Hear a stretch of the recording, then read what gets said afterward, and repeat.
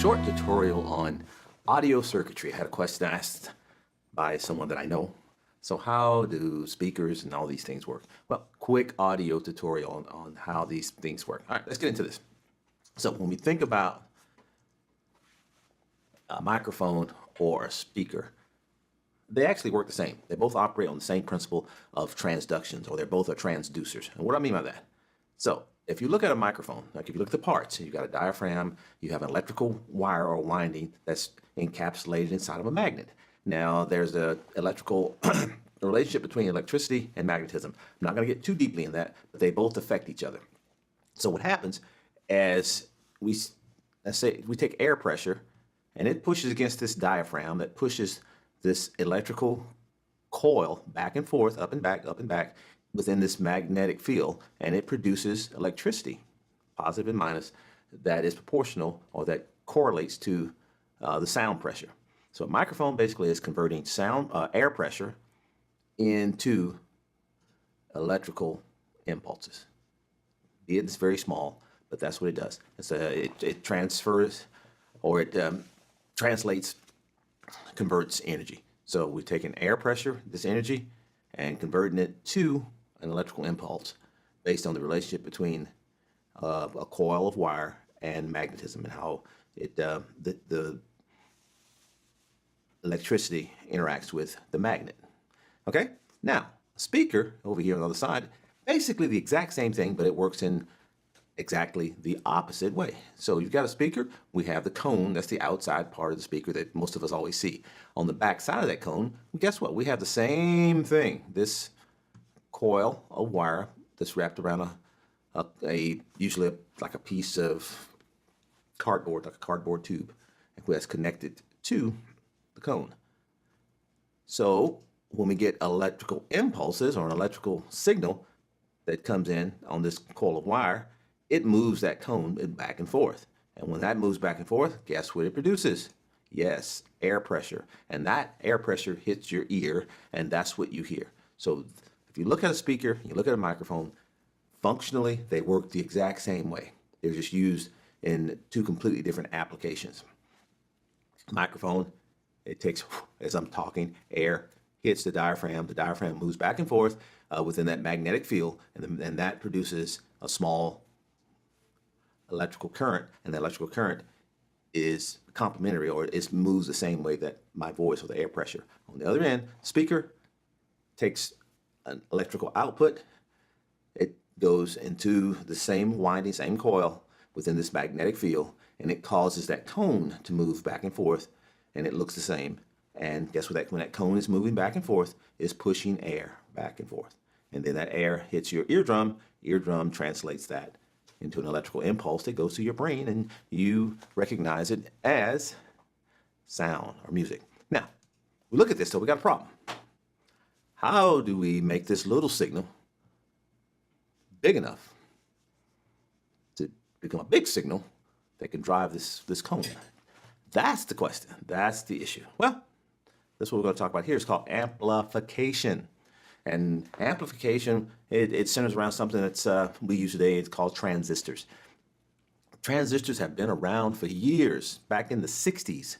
And before that, we had tubes. Tubes worked on electronic tubes. I've heard of them, but on a similar concept. The transistors, now what we've done, we've made them smaller and smaller and smaller. When I first started working on transistors, they were large. They were, like about this size. This is a little dongle off of a mouse. But yeah, and these were soldered on circuit cards, and that's how you could actually see and touch and feel and smell transistors. Today, something this size has millions of transistors. Millions.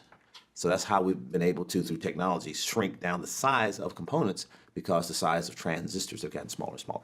So when we think about a transistor, it's like I said, it's a miniature electronic component that it can work either as an amplifier or a switch. I'm not going to get into the switching side. We're going to talk about it from an amplification perspective.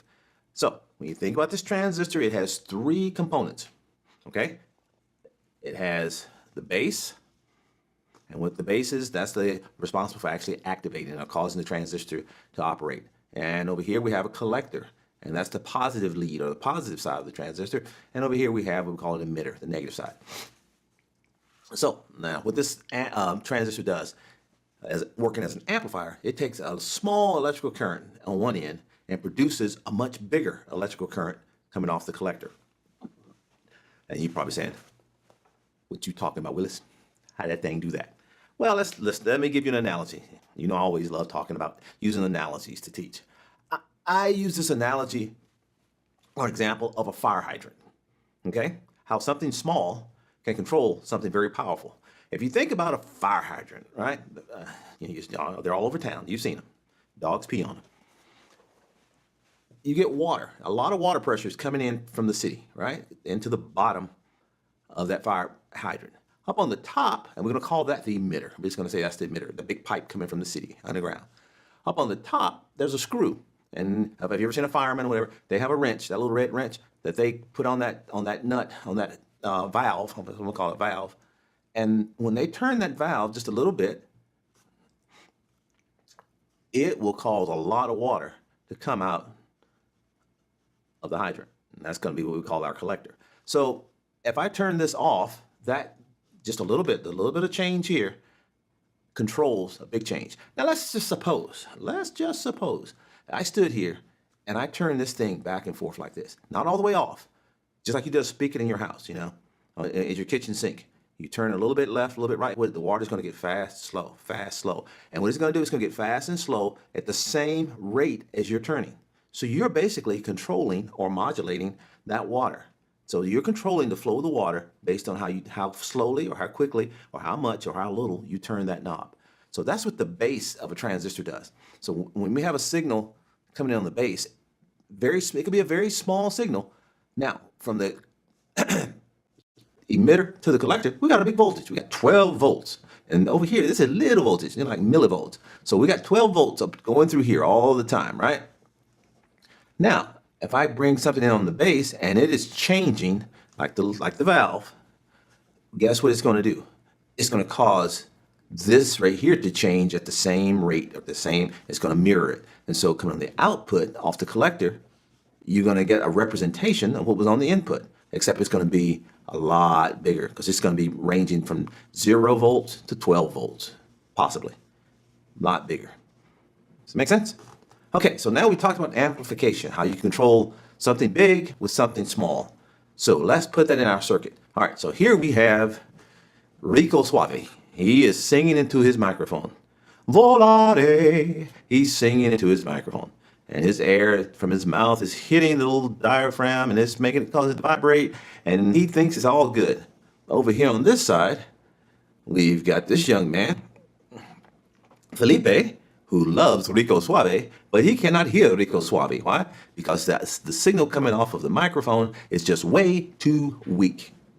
And hence the dichotomy. But what do?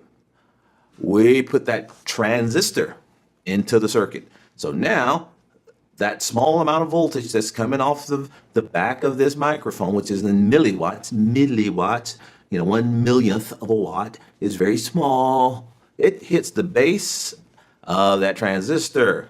And I've got 12 volts here. So now that small milliwatt of electrical signal is controlling a larger output. And you see it mirrors each other. So what was here looks like what's here, except it's much bigger. Now, if I take this and connect it to the speaker, guess what happens? Yes, that's enough wattage now to move this thing back and forth. Now it'll move the cone back and forth and push the air. So Felipe can hear Rico Suave singing, Volare, and everybody's happy. So now we've solved the problem of amplification. So we have a microphone where we take a small input, we amplify it, and from there it goes to an output that's much bigger that drives the cone of this speaker.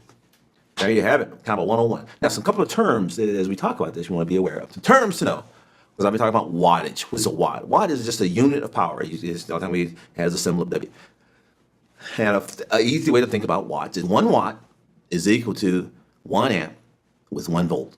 So if I got 1 volt, I got 1 amp pushing it, that's going to give me 1 watt. Impedance, if you think about, and this is very important when you talk about audio, is impedance matches. Now, in normal direct current, we talk about resistance, But when we talk about alternating or voltage that's changing a lot, now we have to talk about impedance. It gets into some other concepts of basic electronics, inductance and capacitance, all those things. We're not going to go there today. Just remember that term impedance, because a lot of times you look at your speakers and it says it's 8 ohms. Okay, what does that mean? That means it's 8 ohms of impedance or resistance. That's how much resistance the coil, that coil we were talking about, is going to provide against the voltage that's going to try to go through it. So you always want to try to match impedance. If one output is 4 ohms, you don't want to really connect it directly up to a speaker that's 8 ohms because you have an impedance mismatch. And what happens when you have an impedance mismatch is that you can actually lose power.